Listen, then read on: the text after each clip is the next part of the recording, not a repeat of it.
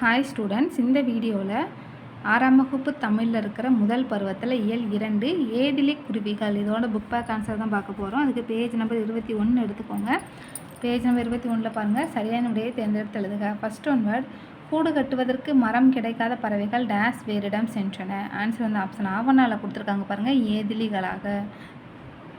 அடுத்து ரெண்டாவது one word, முன்பென்றால் என்னும் சொல்லை பிரித்தெழுத கிடைப்பது டேஸ். ஆன்சர் வந்து ஆப்ஷன் ஈயில் கொடுத்துருக்காங்க பாருங்கள், முன்பு ப்ளஸ் என்றால். அடுத்து மூணாவது ஒன்வேர்டு பாருங்கள், சுழித்தோடும் என்னும் சொல்லை பிரித்தெழுத கிடைப்பது டேஸ். ஆன்சர் வந்து ஆப்ஷன் ஆல கொடுத்துருக்காங்க பாருங்கள், சுழித்து ப்ளஸ் ஓடும். அடுத்து நாலாவது ஒன்வேர்டு, வழி ப்ளஸ் எல்லாம் என்பதனை சேர்த்தெழுத கிடைக்கும் சொல் டேஸ். ஆன்சர் வந்து ஆப்ஷன் ஈயனால் கொடுத்துருக்காங்க பாருங்கள், வழி எல்லாம்.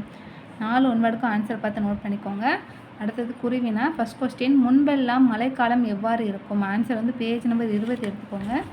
பேஜ் நம்பர் 20 பாருங்கள், பாடலின் பொருள் இரண்டாவது வரி, ஊரில் ஓடும் ஆற்றில் முன்பெல்லாம் அடைமழை காலத்தில் நீர் புரண்டோடும், ஆற்றின் கரைகளில் உயர்ந்த மரங்கள் இருக்கும், பறவைகளின் குரல்கள் கேட்டுக்கொண்டே இருக்கும். அந்த 3 வரியை மட்டும் நோட் பண்ணிக்கோங்க.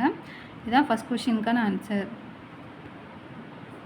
அடுத்தது செகண்ட் கொஸ்டின், தூக்கணாங்குருவியின் கூடுகளை கவிஞர் ஏன் புல் வீடுகள் என்று குறிப்பிடுகிறார். இதுக்கான ஆன்சர் கீழே எழுதிக்கோங்க.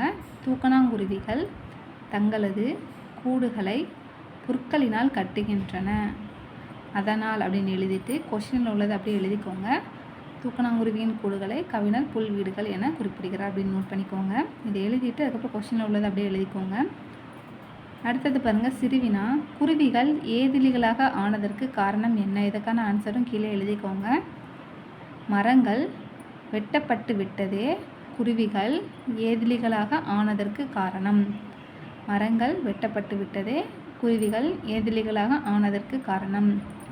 அடுத்து சிந்தனை வேணா பாருங்கள், பறவைகள் ஏதிலிகளாக போகாமல் இருப்பதற்கு நாம் என்ன செய்ய வேண்டுமென நீங்கள் கருதுகிறீர்கள். இதுக்கான ஆன்சர் நான் ஸ்க்ரீன்ஷாட்டில் வந்து அட்டாச் பண்ணுறேன்.